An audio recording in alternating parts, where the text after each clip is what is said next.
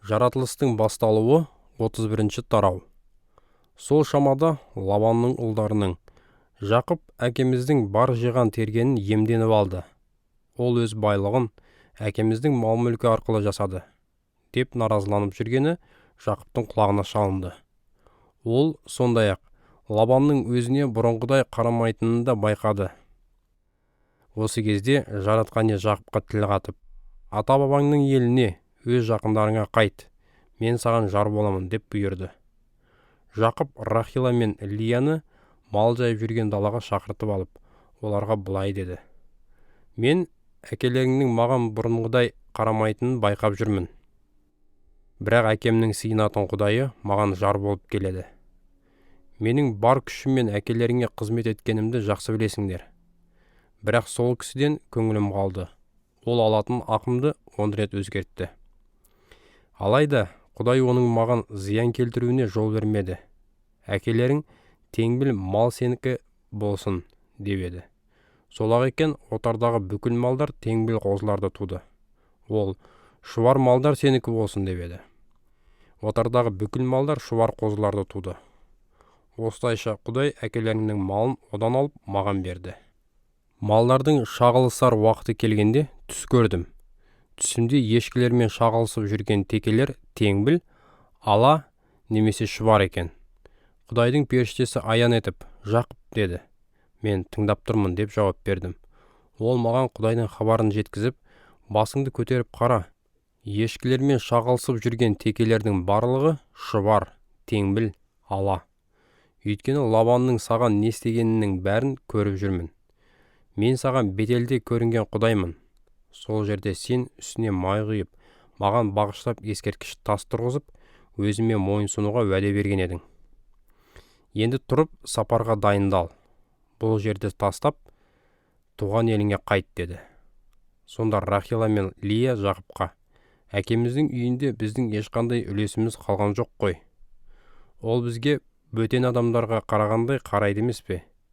Бізді сатып жіберіп, сол ақшаны түгелдей өзіне жаратты. Шындығында әкеміздің Құдай алып қойған байлығы біздікі, балаларымыздың үлесі. Енді Құдай не айтса, соны істей көріңіз", деп жауап берді.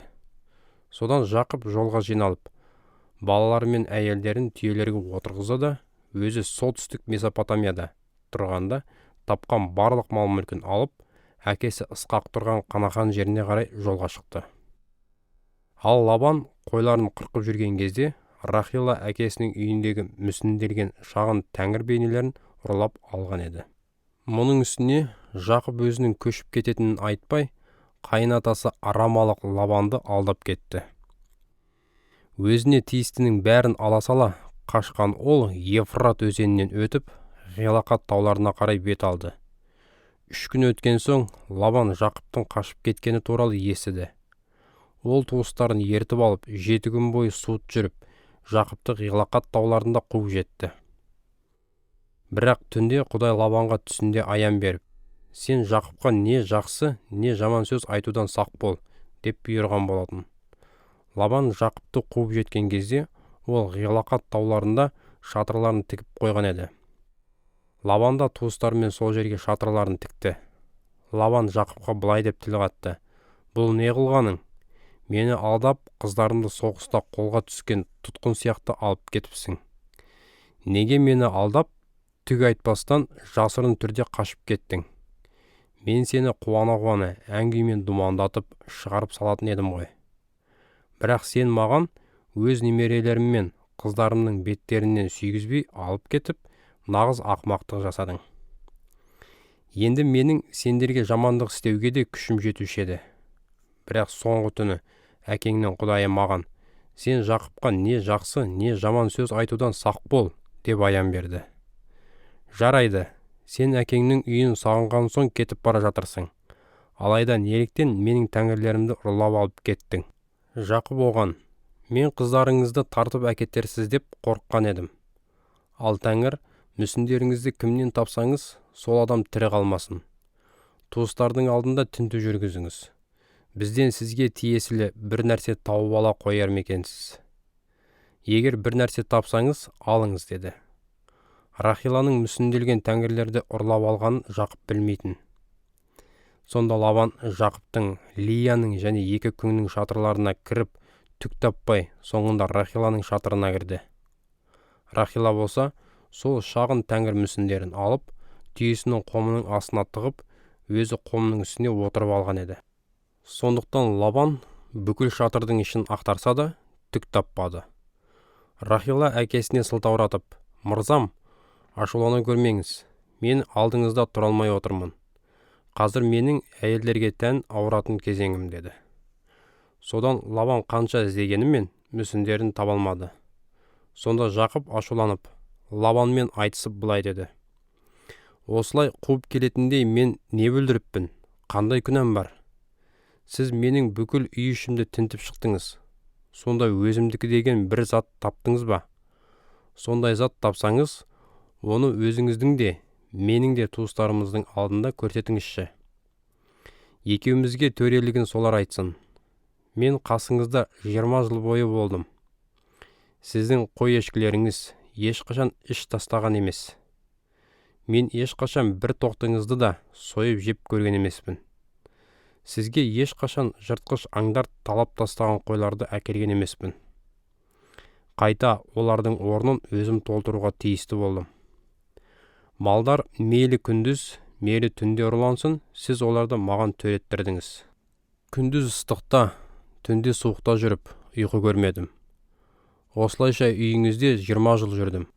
14 жыл бойы қыздарыңыз үшін, 6 жыл малдарыңыз үшін қызмет істедім. Ал өзіңіз менің жалақымды 10 рет өзгерттіңіз.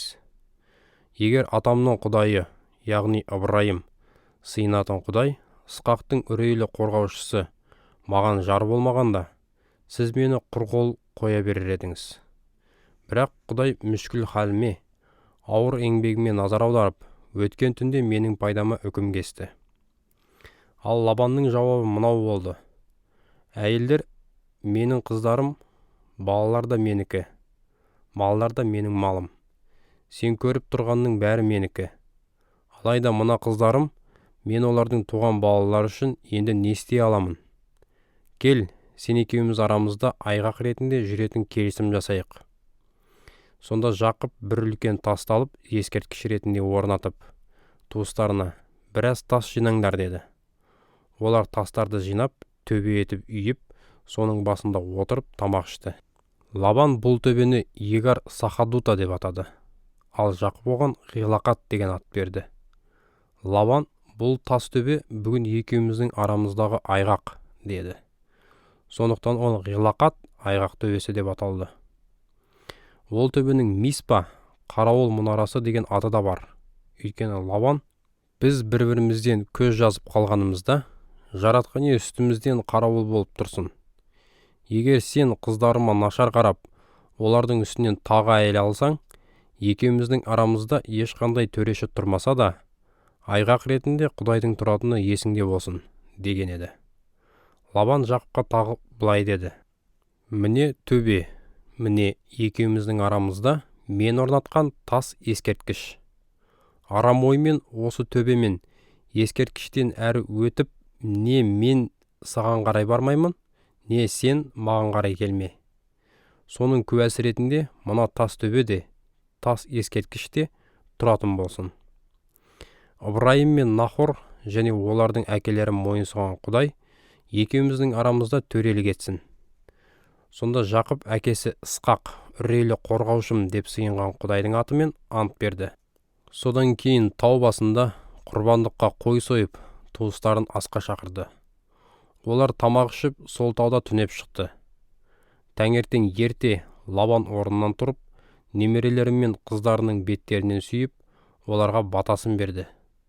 Осылай ол өз мекеніне қайтып кетті. Жаратылыстың басталуы 32-ші тарау. Жақып жолға шыққанда, оған Құдайдың періштелері кездесті. Жақып оларды көріп: «Мынау Құдай тұратын мекен екен» деп, сол жерді Маханайым, қос мекен деп атады. Жақып Едом еліндегі Сейір жерінде тұратын ағасы Исауға өзінен бұрын хабаршыларын жіберіп, оларға былай деп тапсырды: «Қожайыным Исауға былай деңдер: Сіздің құлыңыз Жақып сізге сәлем жолдайды. Осы уақытқа дейін мен жат жерлік болып, нағашы ағамыз Лабанның қасында тұрып келдім. Сол жерде ірілі-ұсақты малдар, есектер және құл қызметшілер иемденіп алдым. Енді міне, мен қожайыныма маған мейірім көрсетсеңіз екен деген үмітпен осы хабарымды жіберіп отырмын. Шабармандары қайта оралып, ағаңыз Есауға бардық, ол сізге қарсы келе жатыр. Қасына ерткен 400 жігіті бар деген хабар әкелді. Жақып қатты қорқып, үрейі ұшып кетті. Сондықтан ол өзімен бірге жүрген адамдарын, ірілі-ұсақты малдары мен түйелерін 2 көшке бөліп, егер Есау көштердің біреуіне жолығып, басып алып жатса, екіншісі қашып құтылалар деп амалдады.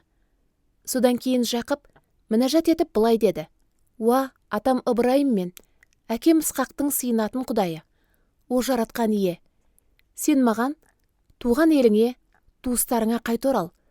Мен саған жақсылық істеймін деген едің ғой. Өзіңнің мендей пендеңе көрсеткен тұрақты рақымың мен адалдығыңның бәріне де еш лайықты емеспін.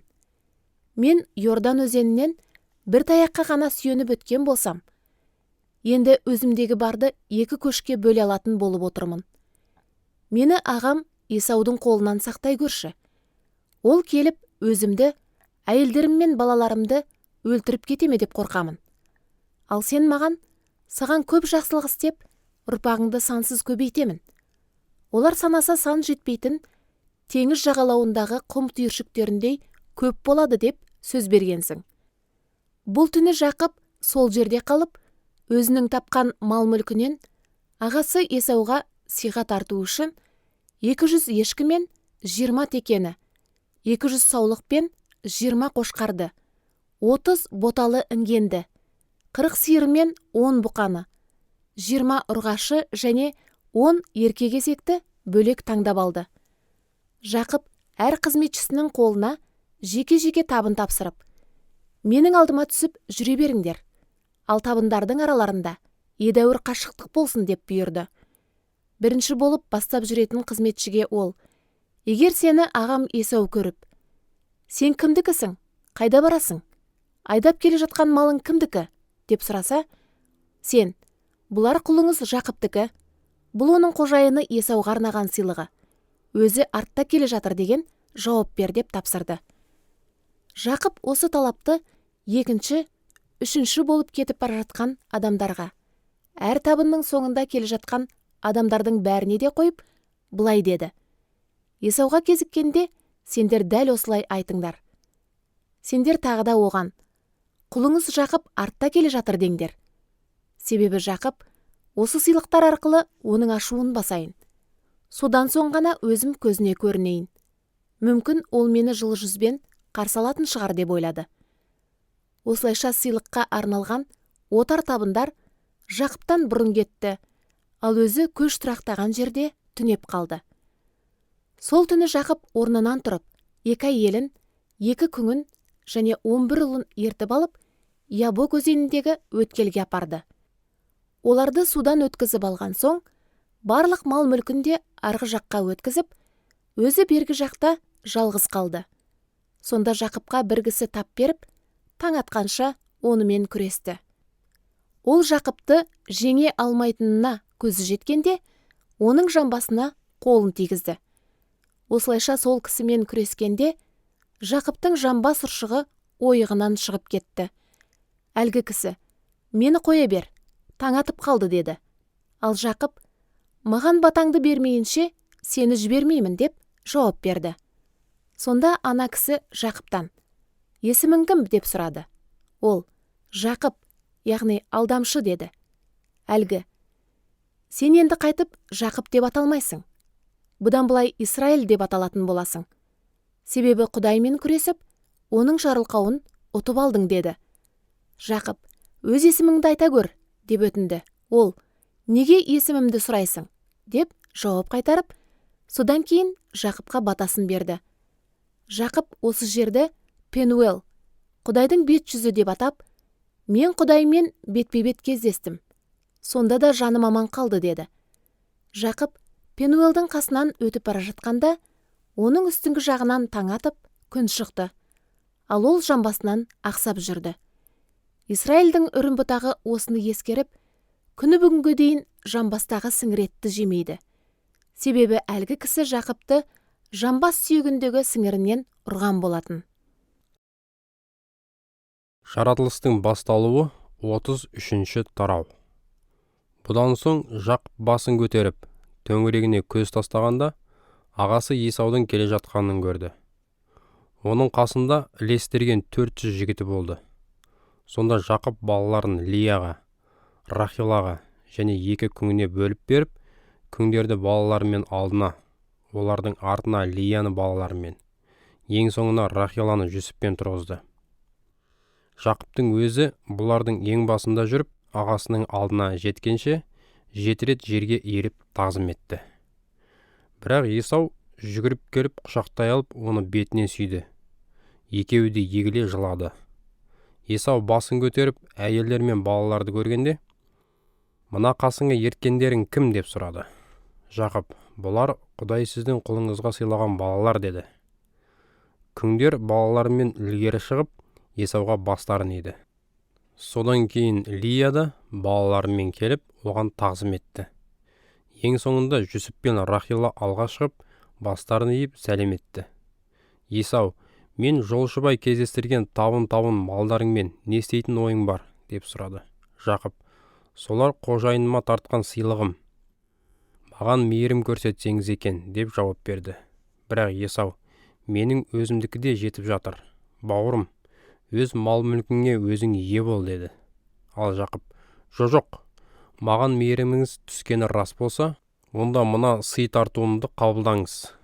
Мен жүзіңізді көріп, Құдайдың бет жүзін көргендей болып тұрмын. Себебі сіз мені игі ниетпен қарсы алдыңыз. Өзіңізге арнаған осы тартуларымды қабыл алыңызшы. Маған Құдайдың рахымы түсті. Менде не керектің бәрі де бар» деп қиыла өтініп қоймады. Ақыры Есау көніп, Жақыптың сыйлықтарын қабылдады. Оған, «Жолға шығайық, мен сендермен бірге жүремін» деді. Бірақ Жақып былай деп жауап берді. «Қожайыным өзі біледі, менің жас балаларым бар. Қозылы қойларым мен бұзаулы сиырларыма да абай болуым керек. Оларды бір күн ғана жылдам айдайтын болса, отар табындарым құрып кететін болады. Қожайыным, қолыңыздың алдынан жүре беріңіз. Мен Сейір жеріне, қожайынымның қасына жеткенше, айдап келе жатқан малдарымның, жүре алатын балаларымның ыңғайына қарай ақырындап жүретін болайын». Есау, «Ендеше мен ертіп келген жігіттердің бірнешеуін қасыңа қалдырып кетейін» деп ұсынды. Ал Жақып, «Рахмет, оның қажеті жоқ. Қожайынымның маған бұдан былайда жылы жүзбен қарағанының өзі бір ғанибет» деп тілегін білдірді. Содан Есау сол күні-ақ Сейір жеріне кері аттанды. Жақып болса, көшіп қонып Соқотқа барып, сонда өзіне үй, малдарына қора салды. Сол себептен осы жерге Соқот, қоралар деген ат қойылды. Кейін Жақып солтүстік Месопотамиядан қайтып келген сапарын аяқтап, аман-есен Қанақан елінде орналасқан Сихем қаласына жетті. Оның қақпасының алдына шатырын тігіп жайғасты. Жақып шатырын тіккен жер танабын Хамордың ұлдарынан 100 мысқал күміске сатып алды. Ал Хамордың бір ұлының аты Сихем болатын. Жақып сол жерде Құдайға құрбандық беретін орын жасап, оны Исраил сыйынатын Тәңір Құдай деп атады. Жаратылыстың басталуы 34-ші тарау. Жақыптың Лиядан туған қызы Дина бірде сол жердің қыздарымен кездесу үшін үйінен шықты. Оны сол өлкенің әміршісі Хефтік Хамордың ұлы Сихем көріп қалып, алып кетіп зорлап тастады. Сихемнің көңілі Динаға қатты ауып, оған ғашық болып қалды. Содан жас жігіт бойжеткенмен жылы сөйлесіп, көңілін аулауға ұмтылды. Сихем әкесі Хамордан, «Маған осы қызды әйелдікке алып беріңіз» деп өтінді. Жақып қызының масқараланғаны туралы естіді. Алайда ұлдары әкесінің малдарын далада бағып жүргендіктен, ол солар қайта оралғанша үндемеді. Сихемнің әкесі Хамор Жақыппен сөйлесу үшін қаладан шығып, оған келді. Сол екі арада даладан Жақыптың ұлдары да оралды. Не болғанын естігенде, жігіттер қатты ренжіп, бойларын ашу кернеді.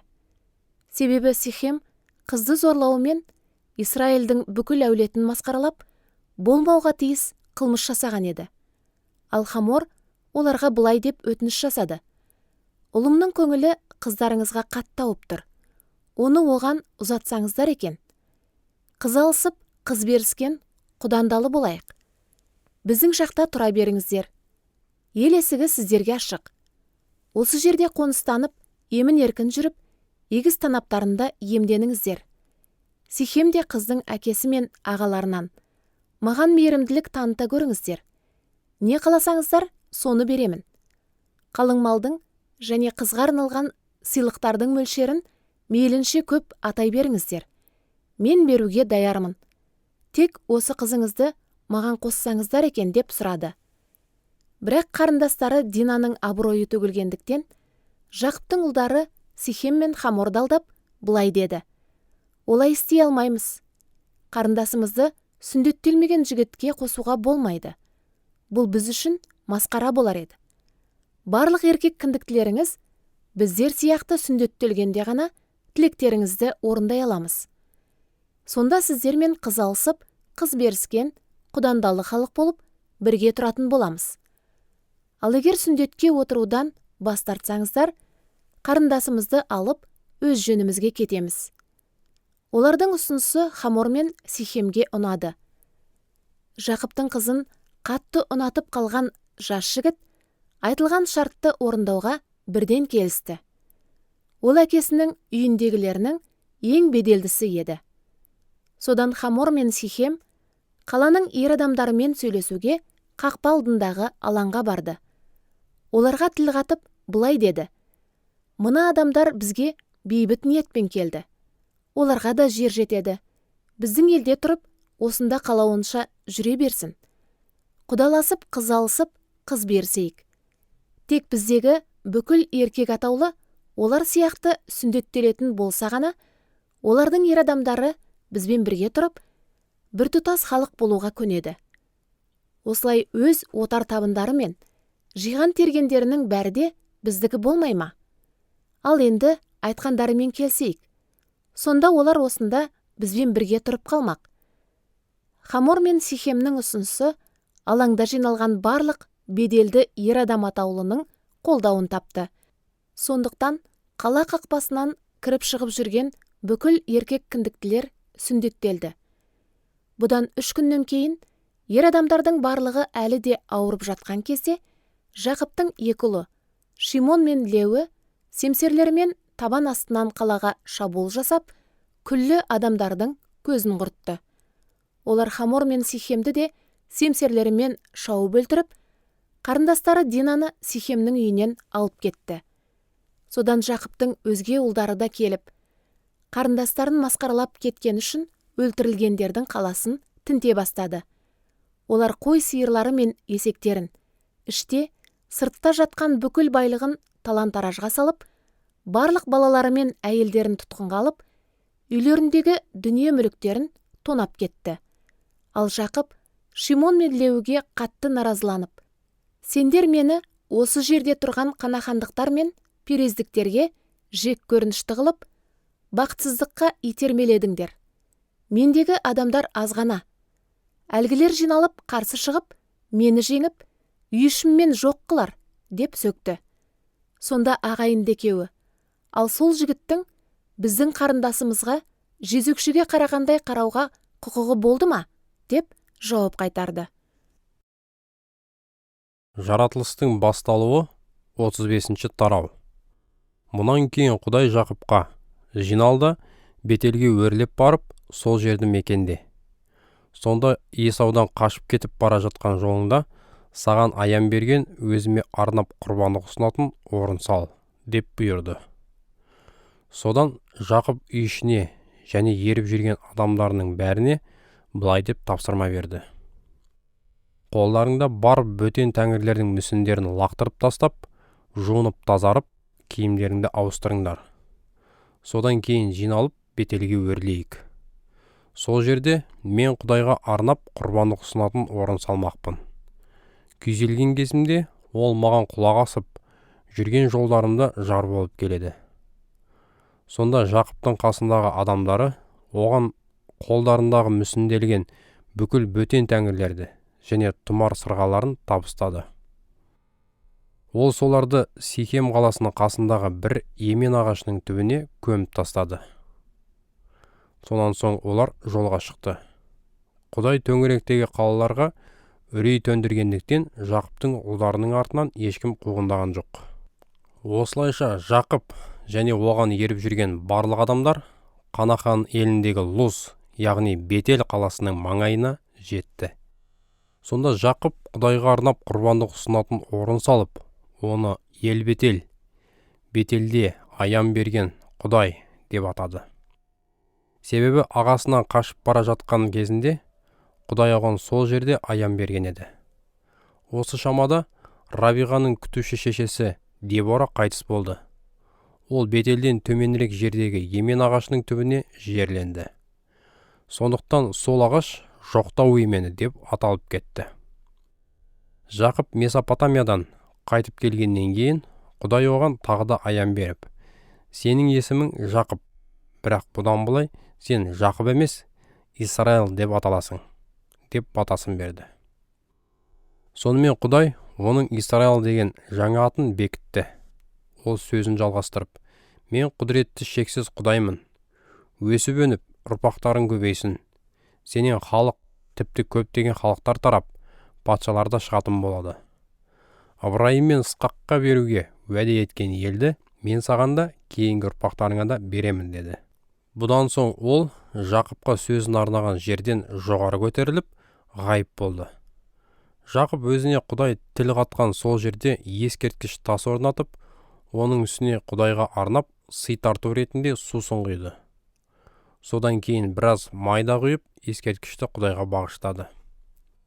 Құдай өзіне тіл қатқан сол жерде ол Бетел, Құдай үйі деп атайтын. Жақыптың көші Бетелден шығып, Ефратаға біраз шақырым қалғанда Рахила толғата бастады. Ол қатты қиналып босанды.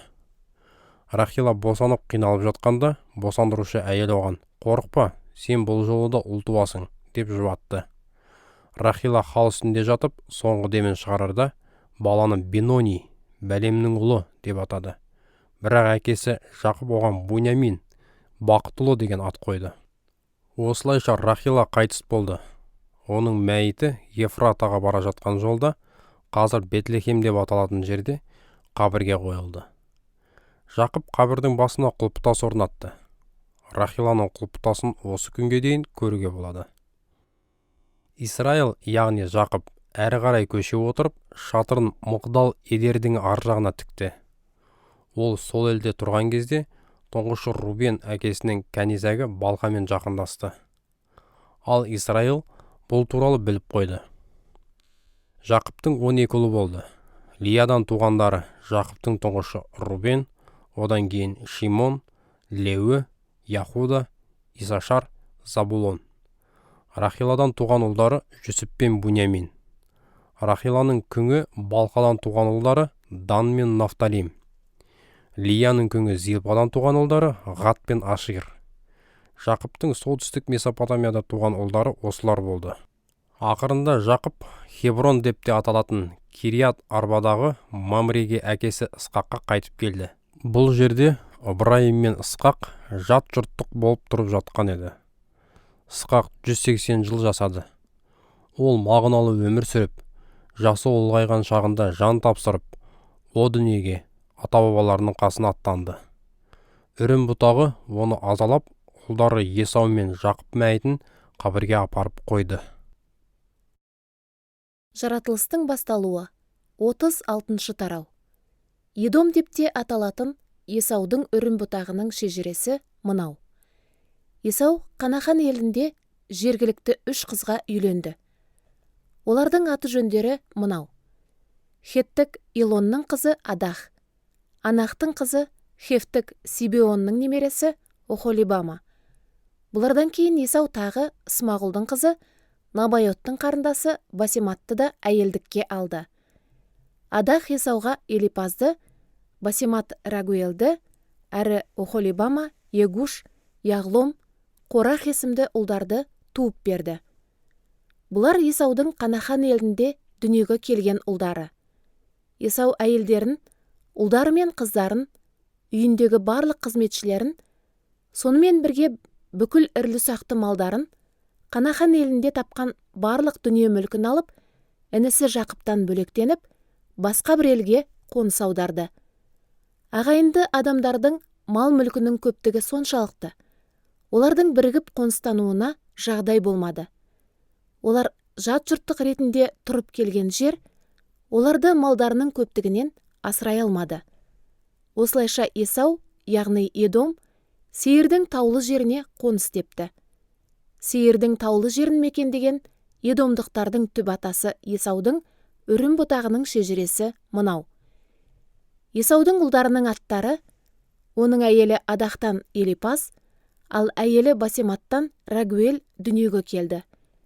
Елипаздың ұлдары Теман, Омар, Сефо, Ғатам, Кеназ еді. Елипаздың канизәгі Тимна оған Амалек атты ұл туып берді. Бұлар Есаудың әйелі Адақтан тараған немерелері. Рагуелдің ұлдары Нахат, Зарах, Шаммах, Миза. Бұлар Есаудың әйелі Басематтан тараған немерелері. Есаудың кейінгі әйелі Охолибаманың оған сыйлаған ұлдарының аттары Егуш, Яғлом, Қорах. Охолибама Анақтың қызы, Сибеонның немересі еді. Есаудың ұрпақтарының ішіндегі рубасылар, оның тұңғыш ұлы Елипаздың ұлдары Теман, Омар, Сефо, Кеназ, Ғатам, Амалек. Едом елінде қоныстанған бұл рубасылар Елипаздың ұлдары, Есаудың Адақтан тараған немерелері еді. Есаудың ұлы Рагуелдің ұлдары Нахат, Зарах, Шаммах, Миза. Рагуелден тараған осы рубасылар да Едом елін мекендеді. Олар Есаудың әйелі Басематтан тараған немерелері болатын. Есаудың әйелі Анақ қызы Охолибаманың ұлдары Егуш, Яғлом және Қорах та кезінде рубасылар болды. Жоғарыда аталғандар Есаудың ұлдары әрі олардан тараған рубасылар. Есау Едом деп те аталады. Ал Хорлық Сейірдің сол елде тұрған ұлдары Лотан, Шобал, Сибеон, Анах, Дишон, Езер, Дишан. Бұлар Сейірдің ұлдары, әрі Едом жеріндегі хорлықтардың рубасылары болатын. Лотанның ұлдары Хори мен Хемам, ал Тимна Лотанның қарындасы болатын. Шобалдың ұлдары Албан, Манахат, Ебал, Шефо, Онам. Сибеонның ұлдары Аяқ пен Анах. Айдалада әкесінің есектерін бағып жүріп, ыстық су көздерін тапқан осы Анах болатын. Анахтың балалары ұлы Дишон, қызы Охолибама. Дишонның ұлдары Хемдан, Ешпан, Итран, Керан. Езердің ұлдары Билхан, Зағауан, Ақан. Дишанның ұлдары Ус пен Аран. Хорлықтардың рубасылары мыналар: Лотан, Шобал, Сибеон, Анах, Дишон, Езер, Дишан. Бұлар хорлықтардың Сейір жерін мекендеп, билейтін аймақтарына қарай бөлінген рубасылары болды. Исраил халқын билейтін патша шықпай тұрғанда, Едом жерінде билік құрған патшалар мыналар: Бехор ұлы Бела Едомға патшалық құрды. Тұрған қаласының аты Динхаба болатын. Бела дүние салғанда орнына Босорадағы Зарах ұлы Жобаб патша болды. Ол дүние салғанда орнына Тимандықтардың елінен келген Хушам патша болды. Хушам дүние салғанда Бедат ұлы Хадат патшалық құрды. Ол Моаб даласында Мадияндықтарды жеңіп шықты. Хушамның тұрған қаласының аты Ауит болатын. Хадат дүние салғанда Масректен келген Самыла патшалық құрды. Самыла дүние салғанда Эфрат өзенінің бойында орналасқан Рехоботтан келген Саул патша болды. Саул дүние салғанда Ахбор ұлы Бағал Ханан патша болды. Ахбор ұлы Бағал Ханан дүние салғанда Хадар патшалық құрды. Оның тұрған қаласының аты Пау болатын. Әйелі Мехетабелдің шешесі Мадрет, ал нағашы әжесі Месахаб еді. Төмендегілер руларына, тұрған мекендеріне, өздеріне қойылған аттарына қарай бөлінген Есаудан тараған рубасылар Тимна, Алуа, Етет, Охолибама, Эла, Пинон, Кеназ, Теман, Мипсар, Магдиел, Ирам. Бұлар Едомнан шыққан, ата мекендеріне қарай бөлінген рубасылар. Едомдықтардың түп атасы Есаудың үрім бұтағы туралы деректер осылар. Жаратылыстың басталуы 37-ші тарау.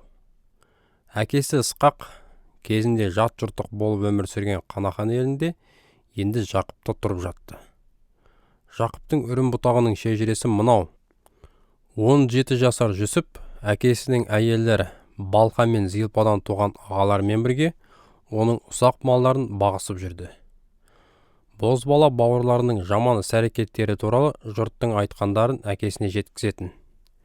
Исраил өзінің барлық басқа ұлдарынан гөрі Жүсіпті жақсы көрді. Себебі ол оның қартайған шағында дүниеге келген еді.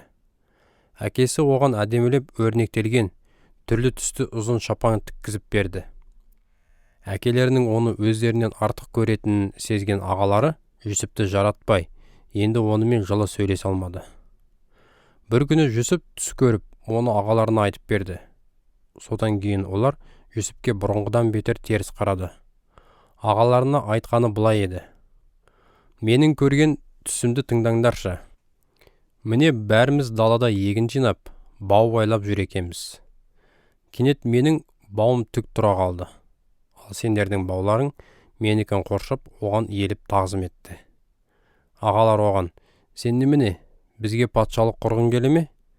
Бізге билік жүргізбексің бе? Деп оны көрген түсімен айтқан сөзіне бола тіптен ұнатпай кетті. Жүсіп екінші рет түс көріп, оны да ағаларына айтып, тыңдаңдаршы, мен тағы да түс көрдім. Міне ғажап, бұл жолы маған күн мен ай, аспандағы 11 жұлдыз еліп тағзым етті деді.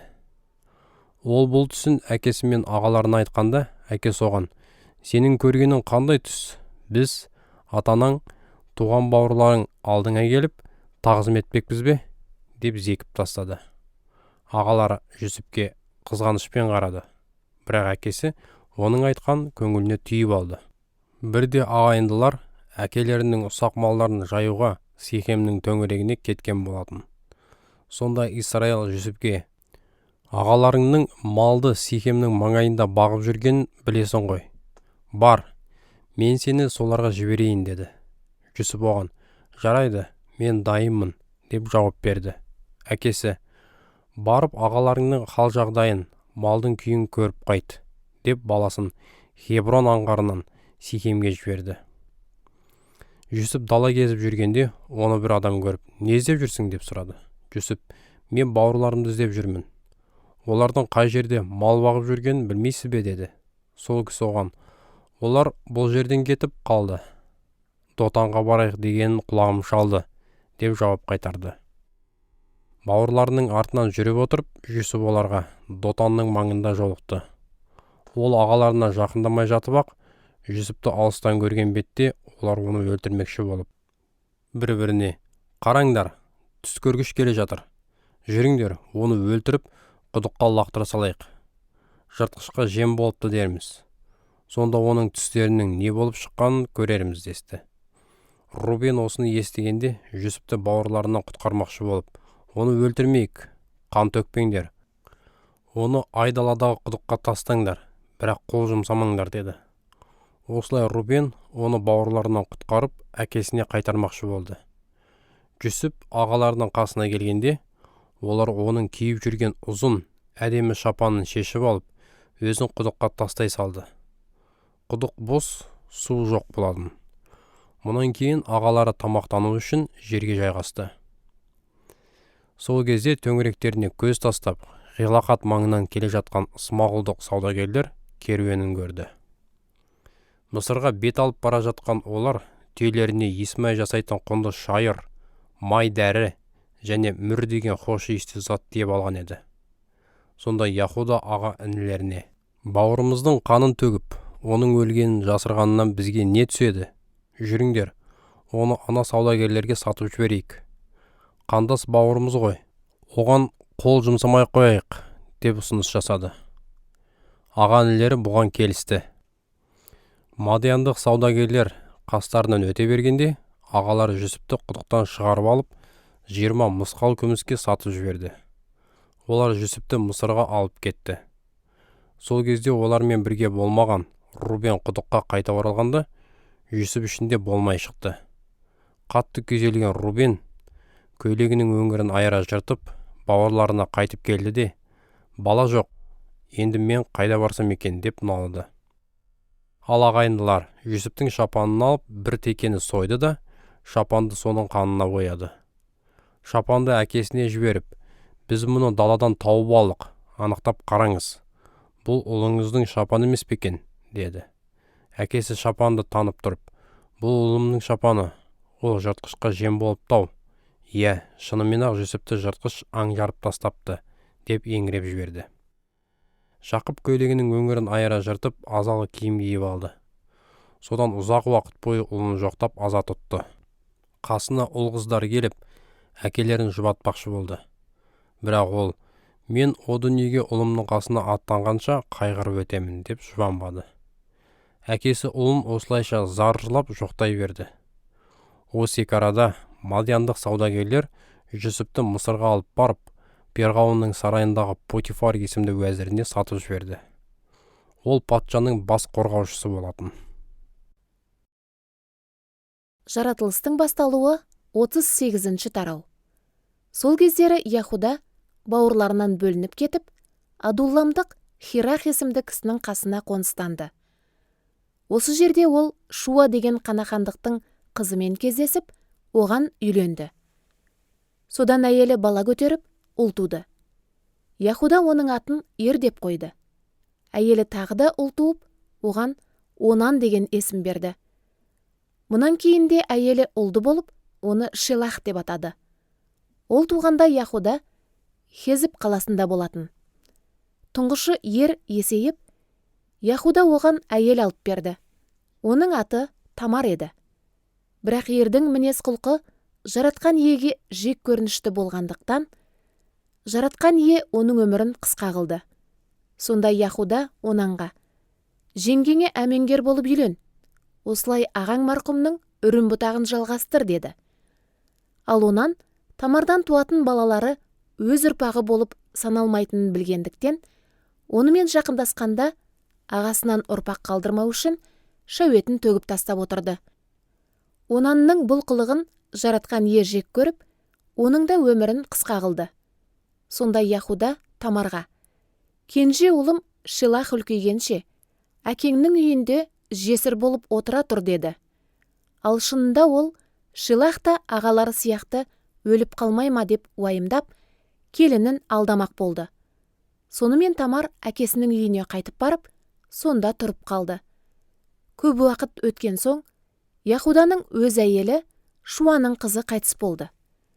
Аза тұту мерзімі аяқталысымен, Яхуда Адулламдық досы Хирахпен Тимнада қойларын қырықтырып жатқан адамдарына өрлеп бару үшін жолға шықты. Ал Тамарға біреулер: қайынатаң қойларын қырықтыруға Тимнаға қарай өрлеп бара жатыр, деп хабарлады. Шелах ержетсе де, Яхуданың өзін Шелахқа қоспайтынына Тамардың көзі әбден жеткен болатын. Сондықтан ол жесірлік киімдерін әдеттегідей киімдермен ауыстырып, ешкім танымасын деп, бетін пердемен жауып алды. Осылай ол Тимнаға баратын жол бойындағы Енаимға барып, қала қақпасының жанына жайғасты. Яхуда Тамарды көргенде, оны жезөкше әйел екен деп ойлады. Өйткені ол бетін пердемен жауып алған еді. Оның өз келіні екенін білмей, көшеден бұрылып келіп, оған: жүр, мен саған кіріп шығайын, деді. Әйел: маған кіріп шықсаңыз, не бересіз, деп сұрады. Саған отарымнан бір лақ беріп жіберемін. Маған лағыңызды жібергенше, кепілдікке бір нәрсеңізді бере тұрыңыз. Яхуда: қандай кепілдік беруім керек, деп сұрағанда, Әйел: «Мөріңізді, бауыңызды, қолыңыздағы таяғыңызды» деп талап етті. Яхуда оған сұрағандарын берді. Онымен болып шыққаннан кейін Тамар жүкті болды. Сол жерден шығысымен ол бет пердесін алып тастап, жесірлік киімдерін қайтадан киіп алды. Яхуда қалдырған кепілдік заттарын қайтарып алу үшін лақты адулламдық дос арқылы беріп жіберген еді. Бірақ ол әйелді таба алмады. Сонда досы сол жердің тұрғындарынан: «Енаимға баратын жолда отырған жезөкше қайда?» деп сұрады. Олар: «Мұнда жезөкше болған емес» деді. Досы Яхудаға қайтып келіп: «Оны таппадым. Жергілікті адамдар сол жерде ешқандай жезөкшенің болмағанын айтты» деді. Яхуда: «Онда сол заттар әйелде қала берсін. Әйтпесе күлкіге қалып жүрерміз. Мен оған лақты жіберуін жібердім. Бірақ сен оны таба алмадың ғой» деп шешті. 3 айдан кейін Яхудаға мынадай хабар келіп жетті: «Келініңіз Тамар жеңіл жүріске салынып, жүкті болып қалған көрінеді». Сонда Яхуда: «Оны алып шығып өртеу керек» деп бұйырды. Тамарды қаланың сыртына алып шыққан кезде ол қайынатасына кісі жіберіп: «Мен мына заттардың иесінен жүкті болып қалдым. Анықтап қараңыз, мөр, бау және таяқтың иесі кім екенін білесіз бе?» деп сәлем айтты. Яхуда заттарды танып тұрып: «Ол менен әділеттірек, себебі мен оны ұлым Шилахқа қосқан жоқпын» деді. Ал мұнан кейін ол Тамармен қайтадан жақындасқан жоқ. Босанатын уақыты келгенде Тамардың егіз туатыны белгілі болды. Ол босанып жатқан кезде алдымен біреуінің қолы шықты. Босандырушы әйел бір қызыл жіпті алып қолға байлап: «Бұл бірінші болып шықты» деді. Бірақ ол қолын қайта тартып алып, оның сыңары бірінші болып туды. Босандырушы әйел таңғалып: «Сен қалайша бұзып жарып, бірінші болып шықтың?» деді. Сондықтан оған Парес, бұзып жарушы деген ат қойды. Одан кейін қолына қызыл жіп байланған інісі де туды. Оны Зарах, қызыл, таң шапағы деп атады. Жаратылыстың басталуы 39 тарау.